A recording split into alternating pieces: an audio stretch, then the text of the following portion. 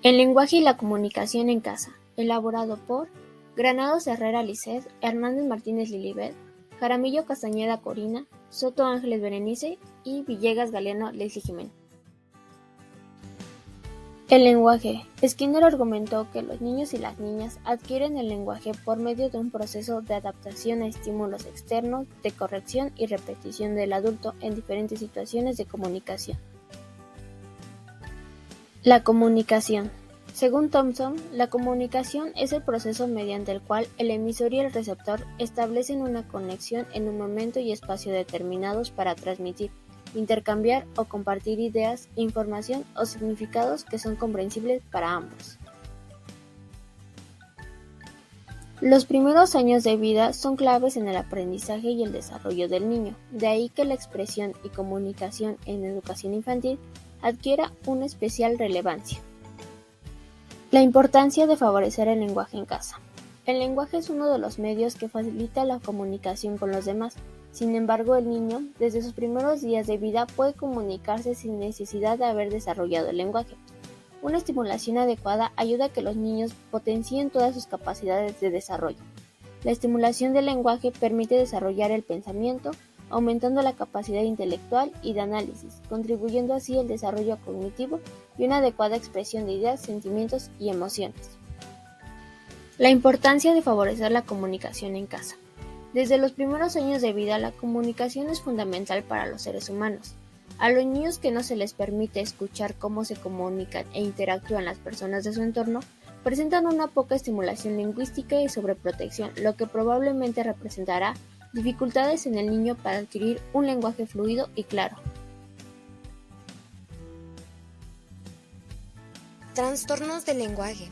Retraso simple del lenguaje. Es un desfase cronológico entre el lenguaje, que tiene alteraciones en los componentes del mismo, como lo son el fonológico, semántico, morfosintáctico y pragmático. Puede tener habla infantilizada, vocabulario reducido, desorden en la secuencia normal de una oración o bien alteración en la intencionalidad comunicativa. Algunas de las estrategias para los docentes son colocar al niño en la parte más cercana del pizarrón posible, estar cerca del alumno al momento de dirigirse a él y conocer las áreas en las que son más hábiles y utilizarlas como un apoyo. Disfasia. Es un trastorno del lenguaje que consiste en una falta de coordinación de las palabras. Se clasifica en disfasia expresiva, en donde se caracteriza por una dificultad en la producción de un mensaje. Disfasia receptiva, que tiene dificultad para comprender un mensaje. O bien disfasia mixta, en donde tiene dificultad para producir y comprender un mensaje. Alguna de las estrategias para el docente puede ser trabajar la memoria auditiva, ejercicios bucofaciales, aumento de un vocabulario o actividades como comprensión verbal o estructuración de frases. Afasia. Es un trastorno del lenguaje que afecta de manera significativa la comunicación, siendo un síntoma de daño en las partes del cerebro que controlan el lenguaje. Se clasifica en afasias corticales y lesiones limítrofes. Tipos: afasia expresiva, en donde suele entender el significado de las palabras y sabe lo que desea responder, pero no encuentra las palabras adecuadas y afecta el área de Broca. Afasia receptiva. Sufre dificultades para comprender el lenguaje tanto hablado como escrito y afecta el área de Wernicke. Algunas de las estrategias para el docente son utilizar tarjetas con dibujos, cortando fotos, revistas o impresiones para colocar los nombres de cada una, hacer juegos de palabras como decir lo contrario o hacer series de preguntas como ¿se romperá el cristal? ¿El fuego es caliente? Mutismo. Es un trastorno psicológico vinculado a una posible fobia social o de ansiedad. Se caracteriza porque aún sabiendo que el niño es capaz de hablar, en determinados contextos le es incapaz. Tipos: mutismo total. Cuando el niño padece de una desaparición total del lenguaje hablado. Mutismo selectivo o electivo. El habla del niño queda inhibida completamente, pero en determinadas situaciones sociales sigue teniendo una total comprensión del lenguaje. Algunas de las estrategias para el docente pueden ser realizar actividades frecuentes de relajación, actividades y juegos de comunicación, organizar grupos de trabajos pequeños en donde se produzca intercambios verbales. Trastornos del habla. Entre los trastornos del habla se encuentra la dislalia, que es un problema de pronunciación que implica una articulación o dicción inadecuada en ciertos fonemas en niños mayores de 4 años. Se clasifica en dislalia evolutiva, que es cuando el niño no suele ser capaz de repetir por imitación las palabras.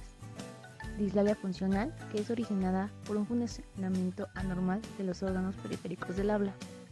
La dislalia audiógena suele estar relacionada con las dificultades en la audición, ocasionando una mala articulación y comunicación.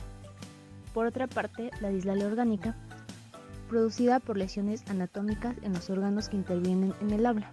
Y por último, la dislalia mixta, que es donde se presentan de forma simultánea 2 o más tipos de dislalia.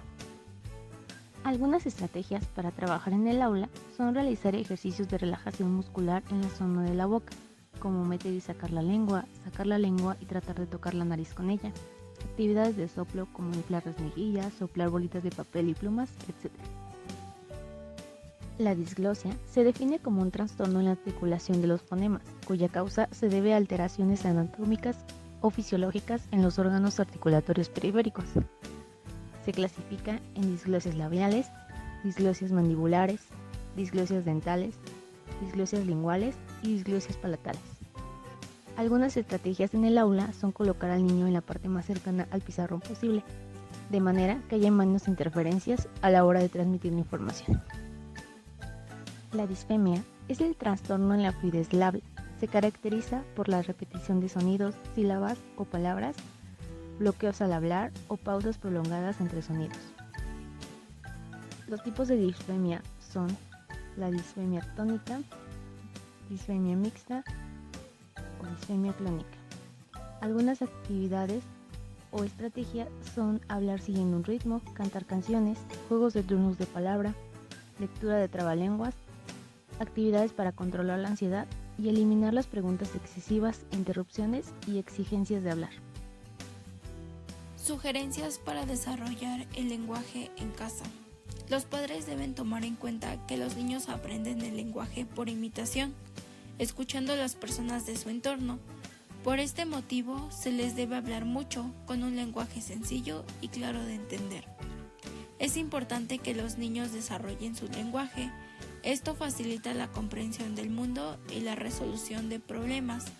Nos permite comprender las emociones y es el vínculo fundamental para la interacción social. Algunas sugerencias que se pueden tomar en cuenta son hablarle despacio al niño y de forma clara, elegir actividades que resulten motivantes y atractivas para él, hablar de cosas, personas o hechos que estén presentes en su contexto, mantener el intercambio comunicativo y usar adecuadamente los turnos de conversación, repetir cuando sea necesario la producción del niño si no es correcta, hacer preguntas abiertas, darle el tiempo necesario para que responda a las preguntas. De igual manera, desde casa podemos realizar diversas actividades, ya que la lengua materna se aprende con mayor rapidez en una situación de juego. Esto ayuda a aumentar sus capacidades, no solo cognitivas, sino lingüísticas, motrices y sociales. Estos pueden ser, Simón dice, les ayudará a iniciarse en el manejo de órdenes sencillas, aprender canciones. Son un buen sistema para que los niños aprendan palabras y construcciones gramaticales. Adivina quién es. Este juego puede incitar a los niños a hablar para que hagan descripciones completas de personajes que conozcan. Adivinanzas y trabalenguas. Este juego mejora la pronunciación, la comprensión y su vocabulario. Grabadoras y teléfonos. Escuchándose hablar, corrigen errores de pronunciación y estimulan a mejorar un lenguaje favoreciendo la comunicación con otros. El hecho de que a un niño le cueste hablar no significa que sea menos inteligente o incapaz.